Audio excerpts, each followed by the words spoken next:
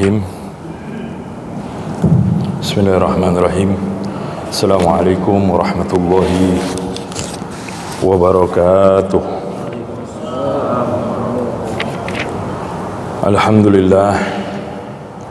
Alhamdulillahilladzi hadana li hadza wa ma kunna linahtadiya laula an hadana Allah.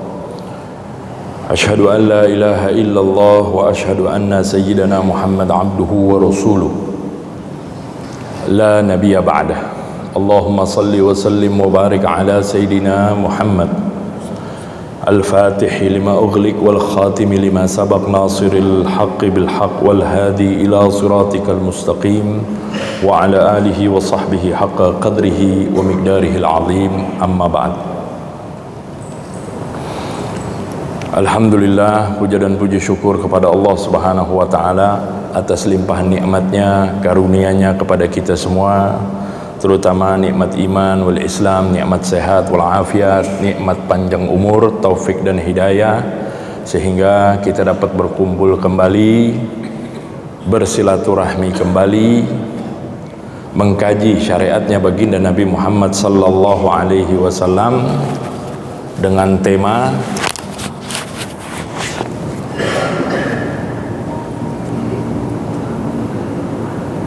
konsep profesionalisme dalam mewujudkan etos kerja perspektif Islam.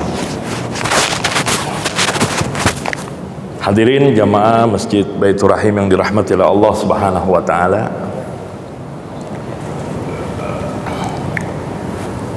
Mungkin ada sebagian memahami bahwa agama Islam tidak mengenalkan konsep profesionalisme di dalam bekerja. Dan kalaupun ada argumentasi semacam ini berangkat dari salah satu dua kemungkinan. Yang pertama, kurangnya pendalaman agama, atau yang kedua, pengaruh faktor luar dari media sosial ataupun berbagai macam omongan yang memang sengaja untuk menyudutkan syariatnya baginda Nabi besar Muhammad sallallahu alaihi wasallam. Pertanyaannya, apakah Islam betul mengajarkan konsep profesionalisme di dalam bekerja? Sebelum kita jawab itu, harus kita pahami terlebih dahulu bahwasanya hukum Allah, undang-undang Allah yang disampaikan melalui lisannya baginda besar Nabi Muhammad sallallahu alaihi wasallam sebagai kontrol, sebagai pengendali, sekaligus pengawas internal di dalam kita punya jiwa. Maaf, inilah yang membedakan syariat Allah, hukum Allah dengan hukum bikinan manusia, di mana hanya mengatur urusan eksternalnya saja atau faktor luarnya saja. Di samping itu, hukum Allah, undang-undang Allah yang disampaikan melalui lisannya baginda Nabi besar Muhammad sallallahu alaihi wasallam ini mencegah manusia untuk berbuat maksiat atau kerusakan yang dapat mengakibatkan kerugian diri sendiri ataupun orang banyak. Nah, apa yang saya jelaskan ini merupakan suatu jawaban kalau kita ditanya, kenapa sih kita harus beragama? Kenapa sih kita harus Islam? Sebagai seorang muslim, tentunya kita harus tahu, tentunya harus kita pahamin ini secara betul. Karena di dalam diri kita, di dalam jiwa kita ada dorongan-dorongan, faktor-faktor hawa nafsu, ya. Yang ini kalau tidak dikontrol, yang ini kalau tidak ada remnya, ini bisa mengakibatkan kerusakan fatal. Maka syariat Allah lah sebagai kontrolnya, syariat Allah lah sebagai pengawasnya, syariat Allah lah yang mencegah kita untuk berbuat rusak di muka bumi, yang bisa tentunya merugikan diri sendiri atau merugikan orang banyak. Baru kita masuk ke dalam tema kita. Kalau konsep dasar ini sudah kita pahamin, baru kita masuk ke dalam penjelasan tema kita. Apakah Islam mengajarkan profesionalisme di dalam bekerja? Jawabannya iya. Islam, syariat Allah sudah jauh-jauh hari mengajarkan kepada umatnya, kepada hamba-hamba Allah,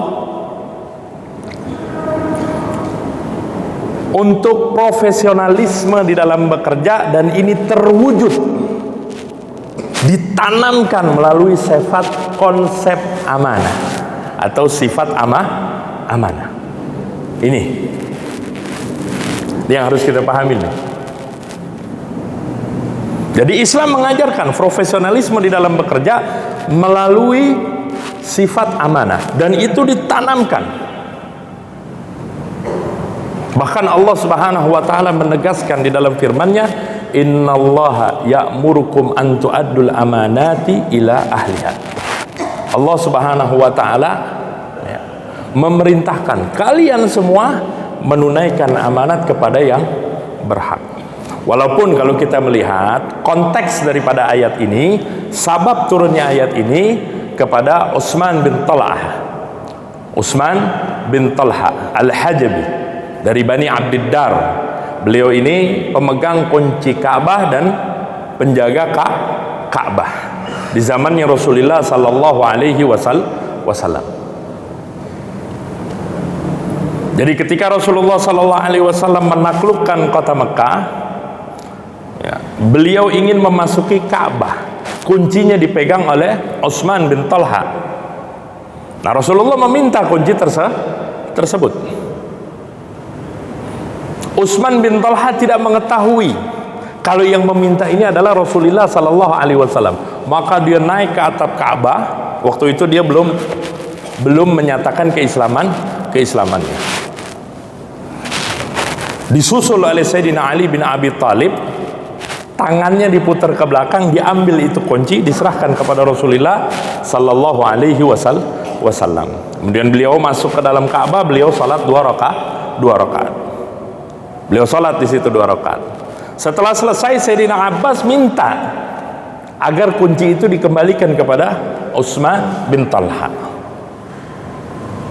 Allah tegur langsung di dalam firman-Nya, innallaha ya'murukum an tu'addul amanati ila ahliha. Allah memerintahkan kalian untuk menunaikan, jalankan itu amanat kepada yang berhak. Langsung buru-buru Sayyidina Ali bin Abi Thalib, beliau meminta maaf kepada Utsman bin Talha dan menyerahkan kunci tersebut. Utsman kaget luar biasa. Utsman bin Talha kaget luar biasa. Dia bilang, tadi sebelum ini kau menyakitiku, kok sekarang tiba-tiba kau minta maaf dan menyerahkan kunci ini kepadaku kembali? Kata Sayyidina Ali, ya, kami ditegur oleh Allah Subhanahu wa taala agar amanat itu disampaikan kepada yang haknya. Ini adalah hak engkau. Makanya ulama tafsir menyatakan, sampai hari kiamat yang megang kunci Ka'bah itu adalah anak keturunan yang Utsman bin Talha sampai sekarang. Sampai sekarang, dan itu dipastikan. Coba lihat.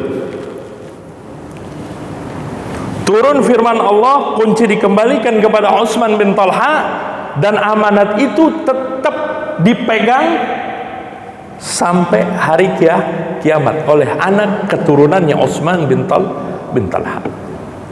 Jadi Utsman bin Talha seketika itu juga mengucapkan syahadah alla ilaha illallah wa anna Muhammad Rasulullah. Merasa bangga dengan keislamannya. Allah menegur perihal Utsman bin Talha. Padahal waktu itu dia masih dalam keadaan kafir, belum memeluk agama Islam. Ketika Sayyidina Ali minta maaf, diserahkan kembali itu kunci, ya, Karena dalam rangka menjalankan apa yang Allah perintahkan, Utsman kaget. Makanya Sayyidina Ali katakan, kami ditegur oleh Allah Subhanahu wa ta'ala. Rasulullah ditegur oleh Allah Subhanahu wa ta'ala. Makanya Utsman seketika itu juga mengucapkan 2 kalimat syahadat. Nah, kalau dalam ilmu usul fikih, al-ibrah bi umumil lafzi la bi khususis sababi. Ya. Acuannya atau pelajarannya, ya, yang diambil hukum di sini, ya, adalah konteksnya, bukan latar belakang peristiwanya. Walaupun latar belakang peristiwa ini untuk Utsman bin Talha, namun ayat ini kalau melihat isi konteks berlaku buat seluruh umat manusia, terutama umatnya Nabi Muhammad sallallahu alaihi wasallam. Lantas apa definisi daripada amanah itu sendiri? Di dalam kitab Faidul Qadir, syarah daripada Jami' As-Saghir, di situ dijelaskan yang namanya amanah, kullu haq, setiap hak, lazimah hifzu, yang harus betul kita jaga, harus betul kita rawat, harus betul-betul kita tunaikan dengan penuh tanggung jawab. Itu namanya amanah. Itu definisi amanah di dalam syariat Islam. Ya. Nah, kemudian amanah ini diklasifikasi lagi. Ada amanah untuk diri. Loh, kok bisa? Amanah untuk diri. Kita berlaku amanah kepada diri kita. Loh, kok bisa? Nah, kita harus paham. Ketika Allah Subhanahu wa ta'ala menghadirkan kita di alam dunia, Allah ciptakan kita dari tidak ada menjadi ada. Apa eksistensinya? Wa ma khalaqtul jinna wal insa illa liya'budun. Tidaklah aku ciptakan jin dan manusia kecuali untuk menghamba kepada Allah Subhanahu wa ta'ala. Ini adalah amanat. Makanya saya sering katakan di pertemuan-pertemuan sebelumnya, ya, hamba Allah itu adalah jati diri kita. Karena hamba menjadi hamba Allah itu merupakan suatu amanat yang Allah titipkan ke dalam diri kita. Maka harus betul-betul, kalau udah tahu namanya amanat, berarti harus betul-betul kita jaga, kita rawat dari hal-hal perkara-perkara yang dapat merusak makna penghambaan kita kepada Allah Subhanahu wa ta'ala. Kayak percaya dengan dukun, percaya dengan ramalan bintang, dan yang lain sebagainya, ya, yang dikategorikan sifat syirik, menyekutukan Allah Subhanahu wa ta'ala. Di samping itu, jalankan perintah Allah dan jauhi larangannya. Itu sifat amanat dalam diri. Kalau kita kaji, ya, kalau kita kaji, kita telaah, ya, kita pikirkan, muncul suatu pertanyaan, sudahkah kita menjadi hamba Allah yang totalitas? Saya kalau berpikir seperti itu berat, karena berapa banyak perintah Allah yang belum sanggup kita jalankan, dan berapa banyak larangan Allah yang masih kita tabrak. Itu amanat untuk diri kita. Kita akui itu kelalaian, kita akui namanya manusia ada kesalahan. Namun amanat tetap amanat. Itu satu.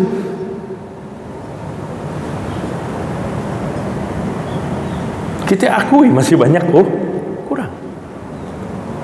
Masih banyak lalai dalam menjalankan perintah Allah, menjauhi larangannya.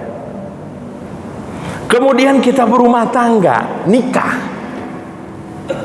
dengan seorang wanita pilihan kita, wanita yang kita cintai. Nambah lagi itu beban amanah, karena Nabi Muhammad SAW mengatakan di dalam sabdanya, bagaimana diriwayatkan Imam Bukhari wa Muslim, ittaqullaha fin nisa, fa innakum akhadhtumuhunna bi amanatillah.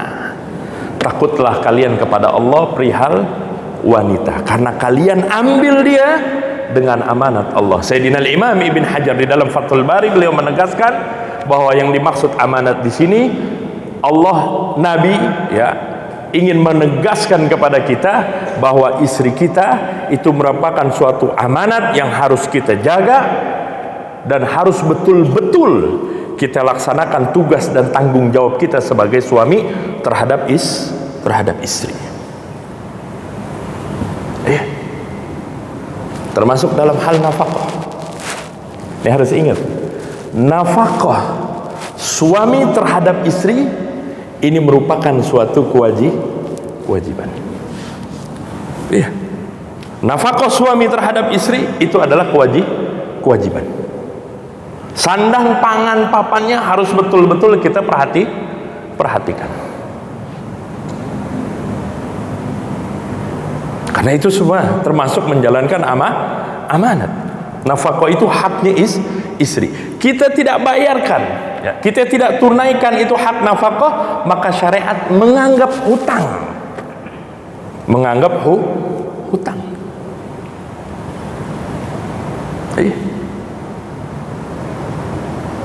Apalagi duitnya harusnya buat untuk nafkah istri, dia pakai buat main judol umpamanya.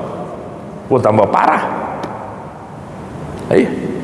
Dosa dia berjudi, kedua dosa dia melalaikan tanggung jawab dia sebagai suami.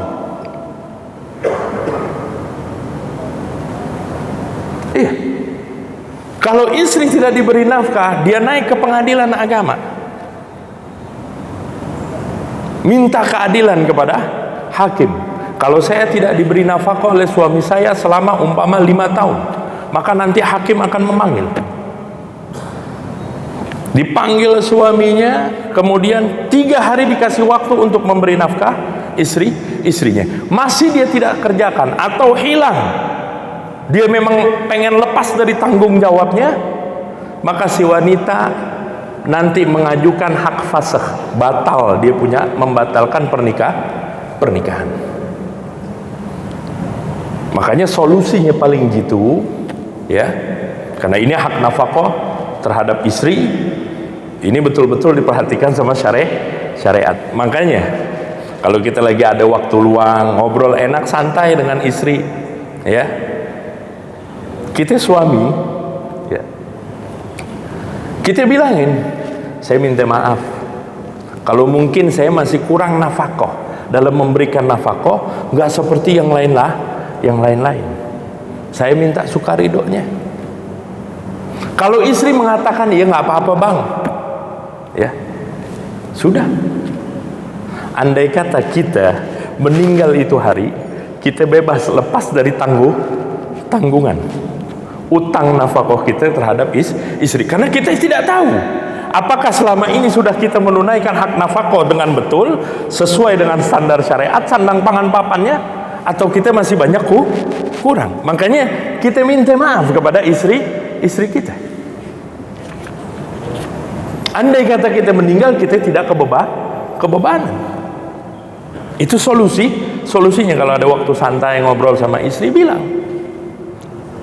Dan itu lebih bikin keluarga dan rumah tangga kita harmonis.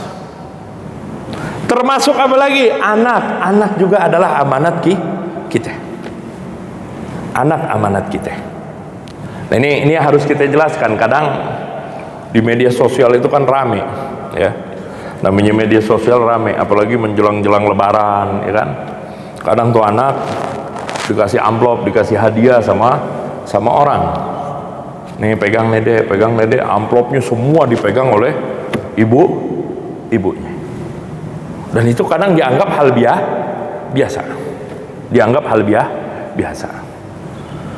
Di dalam kitab fikih mazhabul Imam Asy-Syafi'i, di situ dijelaskan masalah khitannya. Kemudian ini dikiaskan masalah ini.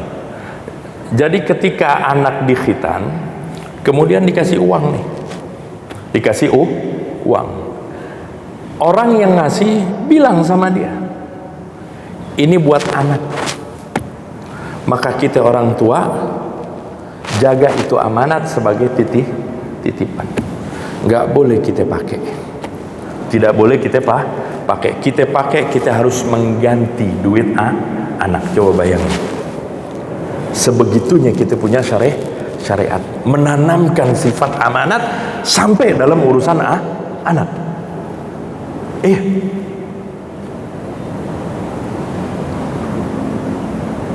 Kalau ditanya, saat kan ada hadis Nabi mengatakan anta wa maluk li abik, kau dan hartamu untuk ayahmu. Dibantah sama ulama, dibilang hadis ini menjelaskan kepada kita ya betapa tinggi dan posisinya kedudukan orang tua harus betul-betul kita perhatikan.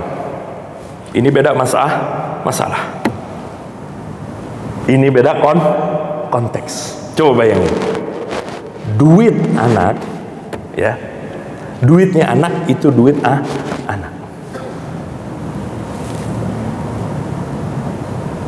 Jadi kalau anak dikasih ini duit sama orang, ini buat anak ya, masukin dalam celengannya kita orang tua cuman dititipkan, kita pakai, maka kita wajib mengganti.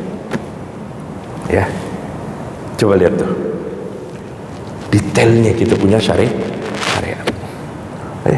Termasuk duit lebaran tuh, biasanya kan rame tuh orang belum lebaran, duit semua dikuasain, diambil semua. Yang bapaknya main masukin aja ke kantong sini. Ya memang itu sebagai titipan. Pulang ke rumah masukin ke celengan anaknya. Bukan terus ada yang dibeliin rokok, dibeliin apa tahu. Kita pakai itu untuk kepentingan pribadi kita, maka kita ganti itu duit anak. Coba bayangkan. Ya, Islam menanamkan konsep amanat sebegitu luar biasa sampai dalam urusan anak,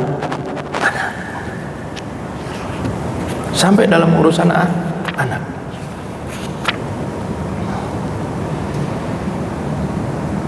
Makanya Allah tegaskan buat kita nih para suami, ya, kita nih, ya, pimpinan keluarga. Allah katakan ku anfusakum wa ahlikum. Jagalah diri kalian, keluarga kalian dari api neraka. Kata Sayyidina Imam Abdullah bin Abbas,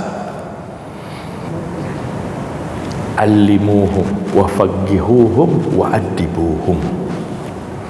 Ajarin, pahamin agama, didik dengan akhlak yang baik. Itu kewajiban kepala rumah tangga. Ya, coba bayangin. Jadi diri sendiri, kemudian sekarang kepada keluarga. Nambah lagi jabatan kita di kantor. Ingat, jabatan itu adalah amanah. Jabatan bukan kuasa. Jabatan dipandang dalam syariat itu adalah amanah. Jabatan adalah amanah. Coba bayangin. Tadi kita bilang untuk diri kita sendiri, kita akuin, kita sadarin kita masih banyak lalai. Nambah amanat anak dan istri dan orang yang kita tanggung. Tambah lagi itu amanat. Kita juga akuin itulah banyak lalainya kita. Nambah lagi jabatan dalam pekerjaan. Coba kita lihat lagi detailnya syariat Islam, ya. Dijelaskan itu di dalam kitab Al-Mawsu'ah Al-Fiqhiyah. Di situ dijelaskan kalau umpama ada seorang hakim atau seorang pejabat memberikan suatu statement, memberikan suatu keputusan, berangkat dia tidak mendalami, dia tidak mengkaji sebelum dia memberikan keputusan, maka ini jatuhnya lalai. Kemudian dari keputusan tersebut menyebabkan kerusakan, menyebabkan kerugian, maka dia wajib bertanggung jawab dan menanggung, ya, dan menanggung. Dia harus bertanggung jawab. Dan ini disepakati 3 mazhab: mazhab Malik, mazhab Syafi'i, dan mazhabul Imam Ahmad bin Hanbal. Jumhur ulama mengatakan demikian. Coba yang saya pejabat umpama, terus kemudian saya membuat suatu perjanjian, saya tanda tangan, dari hasil perjanjian itu terrealisasi, ada dampak kerugian, ada dampak kerusakan, maka menurut pandangan tiga mazhab Malik, Syafi'i dan Hambali, saya harus bertanggung jawab dan saya harus menanggung kerugiannya. Tuh. Coba lihat detailnya kita punya syariat. Detailnya kita punya syariat. Jadi beban amanah itu luar biasa berat. Makanya nggak salah kalau Allah Subhanahu wa taala nyatakan di dalam firman-Nya, inna aradnal amanat ala samawati wal ard. Kami tawarkan ini amanat kepada langit, kepada bumi, kepada gunung. Fa'abaina. Mereka semua menolak karena mereka tahu beban amanat itu sangat berat. Tapi kata Allah apa? Wa hamalahal insan. Tapi manusia yang mau, yang nyanggup. Innahu kana zaluman jahula. Kata Allah, manusia ini zalim terhadap dirinya sendiri. Jahula, dia tidak ngerti, dia tidak paham perintahnya Allah Subhanahu wa taala terkait masalah amanah. Bahkan dia abaikan itu. Iya. Makanya tadi saya tata dulu dari awal. Amanat diri kita akuin, kita sadarin banyak lalainya. Amanat terhadap keluarga kita juga kita akuin banyak lalainya. Jadi ditambah terus satu aja sudah berat untuk kita. Ya. Kata Allah, zaluman jahulan. Luar biasa. Ini amanat. Ya. Jadi saya ulangin, yang namanya amanat itu adalah setiap hak yang harus kita jaga, yang harus kita rawat, yang harus kita jalankan dengan penuh tanggung jawab. Ya. Klasifikasinya ada untuk diri, untuk keluarga, dan jabatan kita di lapangan pekerjaan.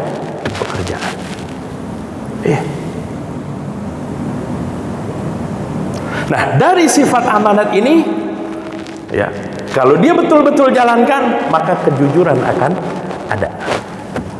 Ya, as-sidik itu bakal ada. Kejujuran.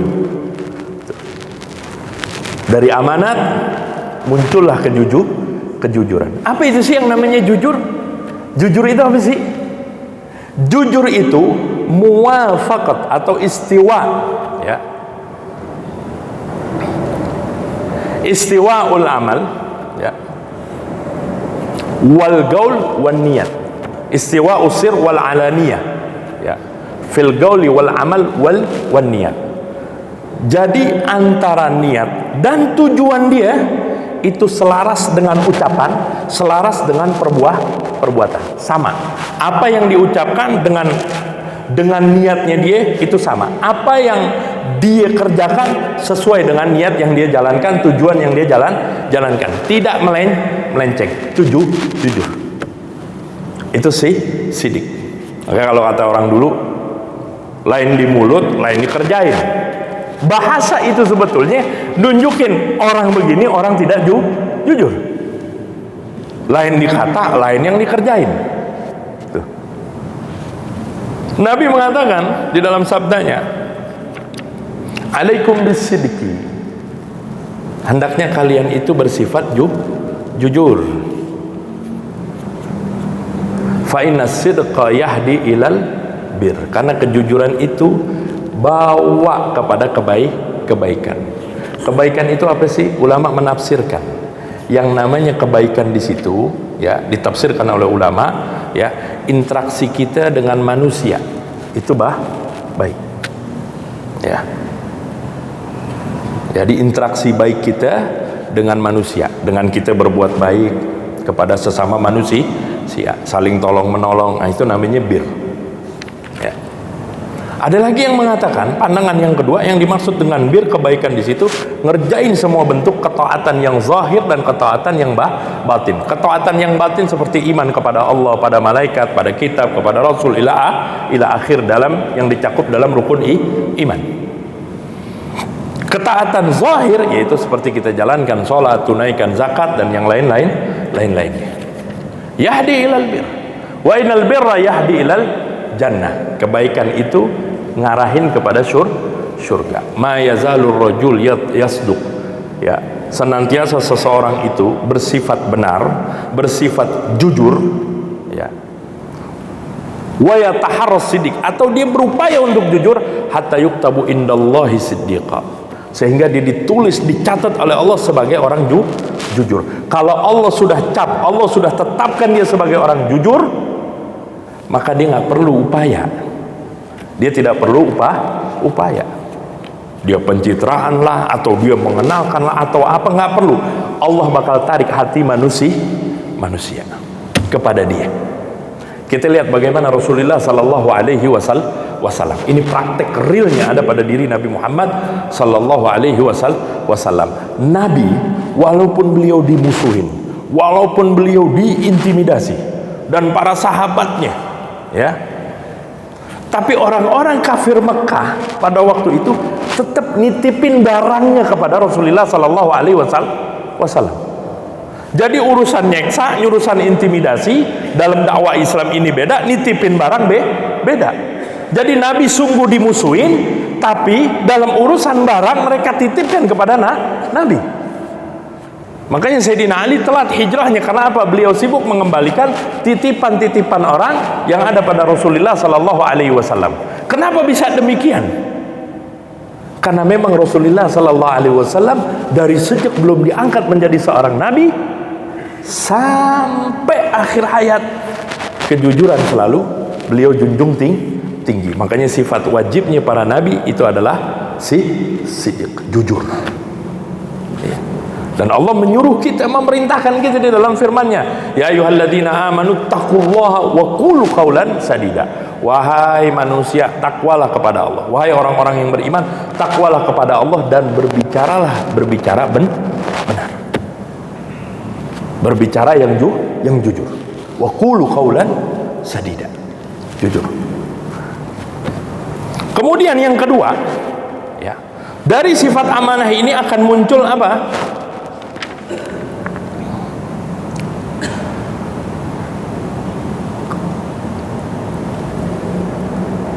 Dari sifat amanah ini akan muncul etos kerja yang luar biasa baik, bermutu, kualitas luar biasa dari sifat amanah. Karena kalau dia sudah memiliki jiwa amanah, dia akan bekerja dengan totalitas. Dia akan bekerja dengan mutu dan kualitas terbaik. Ya. Tanpa perlu dia cari muka, tanpa perlu, karena cari muka bukan ajaran Nabi, tapi itu. Jadi dari sifat amanah muncul itu. Yang kedua, muncul etos kerja yang berkualitas, bermutu luar biasa. Ya. Dan Nabi sudah mengatakan di dalam sabdanya, innallaha katabal ihsana ala kulli syai'. Allah mewajibkan, Allah memfardukan agar kita al-ihsan. Ihsan di sini maksudnya apa sih? Maksudnya ningkatin kualitas ketika kita bekerja. Terutama ya, hal-hal yang difardukan oleh Allah Subhanahu wa taala. Dalam sholat, totalitas kita sholat. Bukan cuman yang fardunya aja, sunnahnya, adabnya betul-betul kita jalankan. Betul-betul kita jalankan. Termasuk urusan kita kerja untuk nafkah, cari istri, cari nafkah untuk makan anak dan istri. Innallaha katabal ihsana ala kulli syai'. Bahasa ala kulli syai' mencakup semua urusan. Cakup semua urusan. Kembali lagi, makanya saya tadi bilang dari sifat amanat muncul etos kerja yang bermutu, berkualitas. Ya, dia akan melakukannya ya, dengan sungguh-sungguh.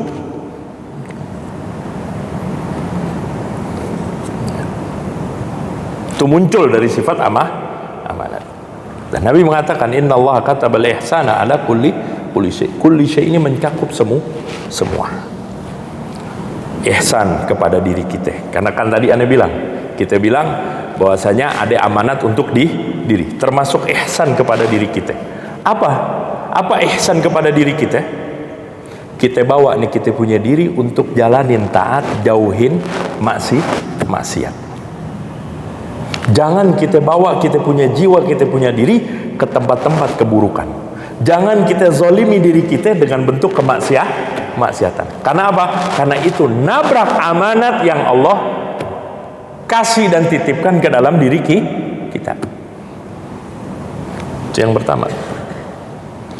Makanya saya bilang, ya, etos kerja, ya, dengan mutu dan kualitas baik, ya, itu dari amanah. Karena memang Nabi mengatakan al-ihsan, innallaha katabal ihsana ala kulli syai'. Termasuk tadi ihsan kepada keluarga. Ya. Ihsan kepada keluarga maksudnya bagaimana? Kita bergaul mereka, kita pergauli mereka, kita berinteraksi mereka itu dengan lembut, dengan akhlak yang baik. Kita perintahkan mereka kebaikan, larang mereka dari berbuat kemungkaran, ajarin yang diperlukan. Iya, dari pengetahuan agamanya, tekankan kepada mereka. Karena tadi saya di depan di awal sudah kayak katakan, ku anfusakum wa ahlikum nar. Begitu juga apa ihsan kepada semua manusia. Bagaimana ihsan kepada semua manusia? Nggak boleh kita nipu sesama manusia, kita nasehatin, ya, bagus dalam bergaul, ya. Kita ajarkan apa yang manfaat untuk mereka, baik urusan dunia atau urusan akhirat. Kasih petunjuk kepada mereka jalan kebaikan-kebaikan, jauhi itu perbuatan-perbuatan munkar. Ya. Makanya ini hadis, ini sanggahan. Saya ingin menyampaikan poin di sini. Ketika ada orang mengatakan, udah dah, urusan sorga, urusan neraka, urusan pribadi masing-masing. Lu jangan kayak ngatur-ngatur orang. Paham gak? Jangan pakai ngatur-ngatur manusia, jangan pakai belaga-belaga nasihat-nasihatin manusia. Nabi yang merintahin, innallaha katabal ihsana ala kulli syai'. Ihsan kepada manusia, atau kita artikan ihsan ini berbuat baik gitu. Ya, kalau bahasa Indonesia artinya berbuat baik. Ya, tapi kalau bahasa ulama hadis, ihsan di situ adalah kita nggak nipu mereka, kita nasihati mereka, bagus dalam pergaulan, ya. Kita tunjukin mereka jalur-jalur kebaikan, jauhin dari aspek kemungkaran. Lah ketika ada orang mengatakan demikian, udah urusan sorga, urusan neraka masing-masing dah. Jangan kita ngurusin orang. Kita punya kewajiban. Kita punya kewajiban untuk menasihati sesama. Kan firman Allahnya kita apal, wa tawasau bil haq wa tawasau bis sabr. Saling wasiat mewasiat dengan kebenaran. Kebenaran di sini ditafsirkan oleh ulama, ya, Sayyidina Imam Ibnu Katsir, maksudnya di situ, ya, saling wasiat mewasiati kebenaran dalam perkara taat, ngerjain ketaatan kepada Allah Subhanahu wa taala. Nyuruh mereka kebaikan, cegah kemungkaran. Wa tawasau bis sabr. Saling wasiat mewasiati dengan kesabaran, sabar ketika ketimpa musibah, ya. Sabar ketika kita digangguin orang, saling wasiat mewasiati. Allah juga mengatakan di dalam firman-Nya yang lain, ya, wal takum minkum ta'ifatun ya'muruna bil khair, ya, harus ada sekelompok orang yang merintah kepada kebaikan, amar ma'ruf dan nahi anil munkar. Dan Nabi juga mengatakan di dalam sabdanya, man ra'a minkum munkaran falyughayyirhu biyadihi, fa illam yastati fa bilisani, fa illam yastati fa biqalbi, fadzalika adaful iman. Siapa orang yang melihat suatu kemungkaran, kemungkaran di sini sesuatu yang dianggap buruk oleh syariat, ya, maka hendaknya dia rubah dengan tangannya, kekuasaannya, ya, atau dengan lisannya, kasih argumentasi, kasih penjelasan. Kalau nggak bisa juga, maka dengan hati, dan itu selemah-lemahnya iman. Jadi kalau ada orang mengatakan demikian, berapa banyak, ya, hal-hal yang Allah perintahkan dia tabrak, ya. Makanya saya bilang, ya, agama itu, undang-undang Allah, hukum-hukum Allah itu ya sebagai ya, kontrol, sebagai pengawas di dalam kita punya jiwa, pengawas dari dalam, nyegah kita berbuat maksiat, terus kemudian juga dari hal-hal yang merusak ya, bisa bikin dampak kerugian baik buat diri ataupun orang lain. Tuh. Jadi sampai sebegitunya. Sampai sebegitunya. Sering itu kita dengar begitu. Berapa banyak itu yang Allah perintahkan dia tabrak. Dengan enteng dia mengatakan udah deh urusan surga masing-masing, urusan neraka juga masing-masing.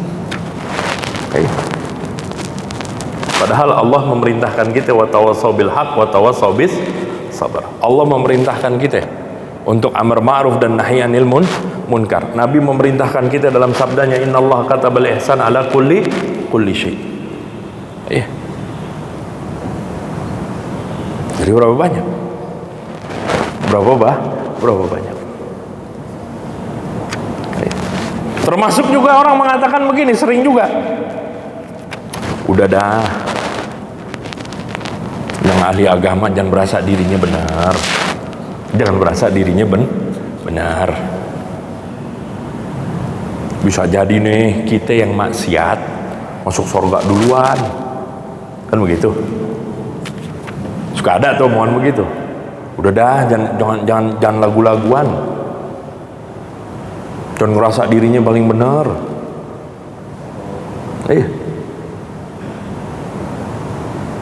Bisa jadi lo ibadah jengkang-jengking sampai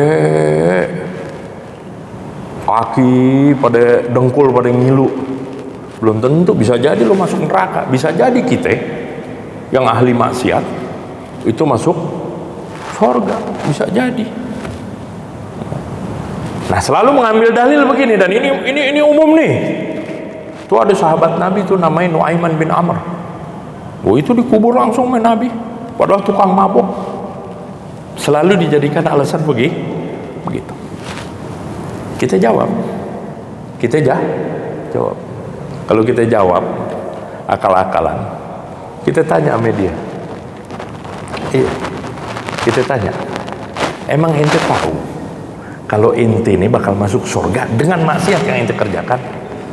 Ane sadar diri, ibadah yang ane lakukan, ane juga sadar belum tentu memasukkan ane ke surganya Allah. Kok ente dengan pede yang maksiat masuk surga? Ane yang ibadah, berusaha taat, ane belum tahu diri ane di surga atau di neraka. Kita nggak tahu karena itu ketetapan Allah.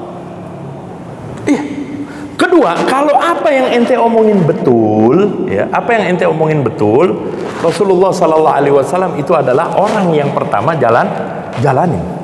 Kita sering dengar Rasulullah ibadah sampai bengkak mata kakinya. Padahal beliau sudah diampunin dosanya yang dulu dan dosanya yang akan datang. Ma taqaddamat min zambi wa ma ta'akhir. Udah diampunin dosanya.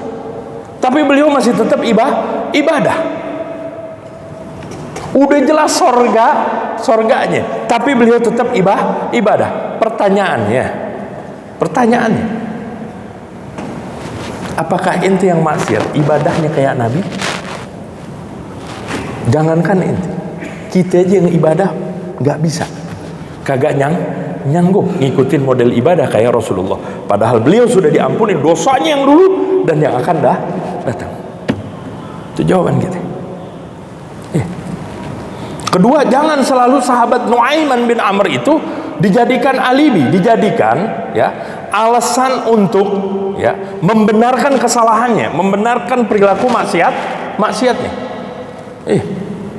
Sahabat Nuaiman bin Amr itu kalau di dalam kitab Al-Isabah fi Ma'rifatis Sahabah karangan Sayyidina Imam Ibnu Hajar, termasuk Al-Kitab Al-Isti'ab karangan Ibnu Abdul Bar, itu dijelaskan bahwa Nuaiman bin Amr Al-Ansari ya, banyak tuh di media-media sosial itu banyak banget, bahkan sampai ada kata-kata ya Allah, kita kadang-kadang miris. Kalau itu bukan omongan beliau, jangan kita ngada-ngada. Sampai ada bahasa begitu, ya Allah, Nuaiman berkata, ya Allah, kalau dia jodohnya orang lain, aku juga orang lain, ya Allah. Kita boleh cek ya, bahasa-bahasa itu yang muncul-muncul di media sosial itu, kita boleh cek sampai biji mata kita keluar, nggak bakal kita temukan, wallahi nggak bakal kita temukan Sayyidina Nuaiman mengatakan demikian. Kadang-kadang dinisbatkan kepada Syekh Jalaluddin Ar-Rumi, tokoh sufi luar biasa, itu omongan ngada-ngada. Iya, secara tidak langsung dia jadikan sahabat Rasulullah sebagai bulan-bulanan. Sahabat Nuaiman itu kalau diceritakan di dalam dua kitab tersebut, kitab Al-Isti'ab, ya, kitab Al-Isabah fi Ma'rifatis Sahabah, itu dijelaskan bahwasanya Nuaiman itu masih hidup sampai zaman ya Sayyidina Muawiyah bin Abi Sufyan. Lantas yang dikubur dengan Nabi siapa dong? Ayo. Makanya saya selalu mengatakan, kalau ada referensi yang mengatakan demikian, kasihin ke saya, karena saya tidak mendapatkan itu. Yang mengatakan demikian harus dia bertanggung jawab, keluarkan referensinya tentang sahabat Nuaiman bin Amr al-Ansari. Seharusnya begitu. Karena apa? Di dalam dua kitab itu disebutkan bahwasanya Sayyidina Nuaiman bin Amr ya, bin Rifa'ah al-Ansari, yang dikatakan sahabat yang suka bikin ketawa Nabi, ya, tuh tukang mabuk yang masuk surga, bla bla bla bla bla, ya kan? Itu dijadikan alibi, dijadikan alasan pembenaran atas suatu maksiat. Secara tidak sadar dia mengolok-ngolok, membuli Sayyidina Nuaiman bin Amr al-Ansari radhiyallahu anhu. Padahal kalau kita cross check di dalam kitab sejarah, beliau masih hidup di zaman Sayyidina Muawiyah. Cuman satu ya, Ibnu Duraid di dalam kitab Al-Istiqaq yang menyatakan Sayyidina Nuaiman itu ya ikut dalam perang Badar, wafat dalam perang Uhud. Tapi nggak ada periwayatan yang menyebutkan Nabi yang turun langsung menyebut ngurusin jenazahnya. Nggak ada, saya tidak dapatkan itu. Makanya saya bingung dari mana sumbernya. Dan ini nyebar kemana-mana, menyebar kemana-mana. Bahkan itu tadi sampai rame di media sosial, sampai dibuat-buat omongan. Padahal beliau wallahi bari, beliau bebas dari omongan-omongan tersebut. Beliau tidak kerjakan itu. Itu. Pertanyaan saya kepada mereka yang menjadikan Sayyidina Nuaiman itu sebagai alasan pembenaran untuk maksiat mereka, saya nanya kepada mereka. Satu, sahabat Nuaiman ikut dalam bai'ah Aqabah ya, dengan Rasulullah sallallahu alaihi wasallam sebelum beliau hijrah ke Madinah. Apakah Anda yang selalu mengatasnamakan Sayyidina Nuaiman pernah ikut bai'ah Aqabah dengan Rasulullah? Itu yang pertama. Yang kedua, Sayyidina Nuaiman ikut dalam perang Badar. Ada periwayatan dari Al-Imam Hakim dari Sayyidina Abu Hurairah radhiyallahu an ya, kepada seluruh sahabat yang ikut dalam perang Badar, kata Allah, if'alu ma syi'tum faqad ghafartu lakum. Kerjain yang kalian mau kerjain ya, karena aku sudah memaafkan kalian. Kita dapat jaminan itu dari Allah? Kan enggak. Jangan jadikan Sayyidina Nuaiman bulan-bulanan hujjah ya, sebagai alasan pembenaran dari suatu maksiat, sedangkan beliau bebas dari itu semua. Saya harus jelaskan ini karena saya tidak dapatkan itu. Justru yang saya dapatkan, beliau masih hidup sampai zaman Sayyidina Muawiyah. Itu di dalam kitab Al-Isti'ab Ibnu Abdul Bar dan kitab Al-Isabah fi Ma'rifatis Sahabah susunan Al-Imam Ibn Hajar Al-Asqalani.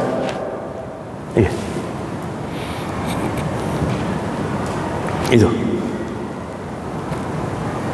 Jadi dua tuh, itu sering banget beredar di masyarakat kita. Sering beredar di masyarakat kita. Udah yang surga urusan neraka udah masing-masing. Kita punya kewajiban. Tawassaw bil haq wa tawassaw bis sabr. Kita punya kewajiban, innallaha katabal ihsana ala kulli syai. Kita punya kewajiban untuk amar ma'ruf dan nahi anil munkar. Berapa banyak tuh yang kita tabrak? Nggak nyampe di situ, dikaitkan dengan Sayyidina Nu'aiman bin Amr bin Rifa'ah al-Ansari, dikait-kaitkan ke situ. Karena ini merupakan suatu bentuk amanah. Ya, bentuk amanah. Kita menasihati saudara kita yang salah, kita nasihati saudara kita yang lalai, itu merupakan suatu bentuk amanah yang Allah perintahkan, wa tawassaw bil haq wa tawassaw bis sabr. Ya. Nah ini. Nah, buah dari amanah, ya, buah daripada amanah apa? Sifat atau jiwa, ya, atau menjadikan kita manusia yang adil dan beradab. Buah dari itu semua terwujudnya tuh jiwa keadilan sosial bagi seluruh rakyat, keadilan sosial bagi semua. Makanya itu selalu diwasiatkan dalam khatib-khatib Jumat, innallaha ya'murukum bil adli wal ihsan wa ita'i dzil qurba wa yanha 'anil fahsya'i wal munkar. Mungkin ini aja yang dapat kita sampaikan. Jadi kesimpulannya, ya, profesionalisme, ya, bahwasanya Islam itu menanamkan, ya, konsep profesionalisme dalam pekerjaan melalui sifat amanah. Yang kedua, syariat Islam itu syariat yang mencakup segala aspek kehidupan manusia. Buah daripada sifat amanah itu adalah terwujudnya keadilan, ya. Mungkin ini saja yang dapat kita sampaikan. Hadanallahu wa iyyakum ila aqwamit thoriq. Assalamualaikum warahmatullahi taala wabarakatuh. Bismillahirrahmanirrahim. Allahumma jal jam'ana